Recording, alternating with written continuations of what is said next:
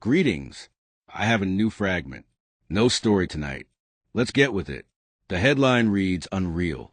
The body of the text reads as follows: proving the non-existence of something can be quite an inconvenient hassle in the middle of the night. And that's it. The fragment. Now, some words. It begins with a sound. A creak. A thud. A whisper. Maybe even silence. Because sometimes silence, when unexpected, is the loudest thing of all. You sit up in bed, blinking at the ceiling. The clock reads 3:12 a.m. Of course it does. That sacred hour when the veil thins, when the mind wanders without permission, when the past returns like a stray dog who never really left the yard. And it is then, right then, that the trial begins. Not in the courtroom, not with a jury, and certainly not in daylight. No, this court convenes in the still, thick dark, and the defendant, that would be nothing, literally, a non-thing, an absence, a suspicion, an echo, an idea, a presence that may not be present. You see, someone or something has knocked at your peace. You've been disturbed by what is not there, and now the mind demands justice. So the trial begins. You sit upright, mind alert, pulse quickened. Something felt off. Something nudged the edge of sense. And now you are tasked, unreasonably as always, with proving what is not, proving the non-existence of something. Let me tell you plainly, this is the most impossible burden ever devised by the human mind. You cannot prove what isn't. You can only chase it, shine lights into corners, open empty closets, stare at phone screens, searching for messages that don't arrive. You can replay the conversation 10,000 times, listening not to what was said, but to what was not said. You can rewind the glance, reanalyze the silence, search the still air for a trace of motive or malice. You can walk through your house like a soldier, inspecting for intruders that exist only in mood. And none of it will prove anything, because what you're trying to prove isn't there. This is a cruel paradox of doubt. This is the graveyard of the mind. The fragment speaks plainly. Proving the non-existence of something can be quite an inconvenient hassle in the middle of the night. Yes, it can. It is. Because in the light of day, we are rational. We dismiss the ghosts. We scoff at monsters under the bed. We pride ourselves on logic, on science, on certainty. But at night, at night, all bets are off. At night, the boundaries of reason loosen. The house breathes. The shadows lengthen. The mind, once corralled by the noise of day, now opens its hidden drawers. And somewhere between the hum of the refrigerator and the silence of your inbox, you begin to feel what you cannot name. It might be regret. It might be paranoia. It might be the lingering breath of someone who is no longer in your life, but whose absence still walks the halls. And now your task is not to fall asleep, but to build a legal case in your own head against the unreal. Try it. Go ahead. Try proving that the thing you fear isn't real. Can you prove there's no one watching? Can you prove you weren't cursed? Can you prove they weren't lying when they said, "It's nothing"? Can you prove that nothing's wrong, that nothing's broken, that nothing is coming? Of course you can't, because nothing doesn't stand for anything. It hides. It slips through language. It wears no shoes, leaves no prints, signs no contract. And still, it keeps you awake. You see, the real issue is not whether something exists. The issue is whether you feel that it might. Feeling has no chain of custody. Feeling doesn't wait for daylight. Feeling doesn't ask for your permission. It arrives. It is. And in the dead of night, your brain becomes a flashlight, scanning the dark not for what is but for what might be. This is the midnight hassle. This is the psychic labor of proving the unreal. And we do it all the time.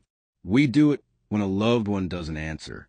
We check their online status, their last location, the tone of their last message. We do it when someone pulls away. We ask ourselves what we did. We try to remember if we forgot something. We reverse engineer reality, trying to confirm the presence of something we cannot name. A shift, a cold wind, a missing warmth. We do it when we hear a noise at night, a floorboard, a whisper, a voice. We get out of bed, not because we believe someone's there, but because we can't prove they're not. Now, let me tell you a secret. The effort to prove non-existence is not a modern problem. It is ancient. It is spiritual. It is a ghost at the foundation of thought. Long ago, they tried to prove the non-existence of gods or of curses or fate. Philosophers tried to deny evil by saying it was merely the absence of good. But the absence had a smell. It had a pattern. And try as they might, they could not shake the feeling that what wasn't real was still present. This is the terror of negative space. This is the power of emptiness. An empty chair where someone once sat. A voicemail that cuts off too soon. A prayer that doesn't echo back. These absences are louder than presence. And we feel compelled to explain them, erase them, solve them, because otherwise we are haunted. And we are haunted, not by ghosts, but by questions that refuse to resolve. So let's get serious now. Why is it always in the middle of the night? Why not at breakfast? Because the night strips away distractions. There's no spreadsheet to hide behind. No friendly barista. No deadline. No podcast. There's only you and whatever you haven't faced yet. The middle of the night is a courtroom where reality is retried. Everything you thought you'd settled during the day gets appealed. Are you sure she meant that? Are you certain you locked the door? Are you really a good person or just afraid to admit otherwise? What if that thing you ignored wasn't nothing? And so the brain puts on its suit and tie, calls its own witnesses, cross-examines the past. But no matter how many times you ask, you cannot prove the unreal. You cannot erase the suspicion. You cannot unhear the silence. You cannot talk a ghost into leaving. And still, some do try. They call friends at 2 a.m. just to hear a voice. They write emails they don't send. They open the fridge, not because they're hungry, but because they want the light. They pace. They breathe. They pray. They try to build a cage big enough to catch a shadow. It doesn't work. But sometimes, if the night is gentle enough, if the air is right, if the question is held loosely, they find something better than proof. They find permission. Permission to not know. Permission to not prove. Permission to say, I felt it.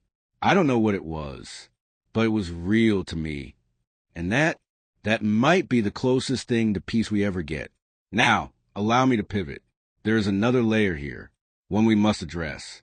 There are people, perhaps even some in this room, who have spent their whole lives trying to prove that what happened to them didn't. Try and convince others that there was no abuse, no betrayal, no moment of collapse, that the monster in the room was just a figment, that their pain was unreal. They try to prove it by smiling, by excelling, by pretending, by minimizing. They gaslight themselves. They file away memories as misunderstandings. And they, too, do this work at night.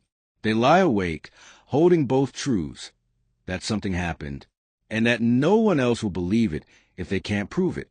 But here's the tragedy. What cannot be proven is not the same as what is not real. Let me say that again. What cannot be proven is not the same as what is not real. Some truths do not leave fingerprints. Some traumas leave no scar. Some betrayals are surgical, cutting only the soul. And so, if you are one of those who has been trying for years to prove the non-existence of your own pain, let me release you. You don't have to. You don't have to prove it to anyone. Not tonight. Not ever. What happened, happened, even if no one else sees it. Even if you can't find the footage. Even if the lights were off and the witnesses were sleeping. Your truth is not on trial. And so, what then shall we do? Shall we resign ourselves to the unknowable? Shall we sit in fear of every creak and sigh? No, we are not powerless. There is a strange kind of strength in admitting the limits of our own perception, a deeper kind of peace than certainty, the peace of surrender. When we say, I don't know if anything is out there, but I will not give myself to fear, we reclaim our night.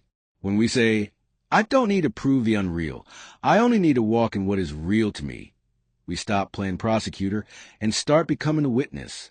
And sometimes, just sometimes, that's enough to make the haunting stop. Let me close with this. There is a place within each of us, a room we don't visit often, and it is a single chair. Nothing else. No windows. No clock. That's where the unreal waits. It is not evil. It is not trying to harm you. It is simply waiting to be acknowledged. So tonight, if you must wake at 3:12 a.m. again and feel the pull of doubt, the itch of mystery, the slow rise of unspoken dread, sit in that chair. Don't fight the unreal. Don't prove it. Don't erase it. Just sit and say, I don't know what you are, but I know I'm not crazy, and I'm not alone. Then breathe, and sleep if it comes, or wait for morning. Either way, you'll make it, and the unreal, it will wait another night, because that's what the unreal does. It waits. But you live,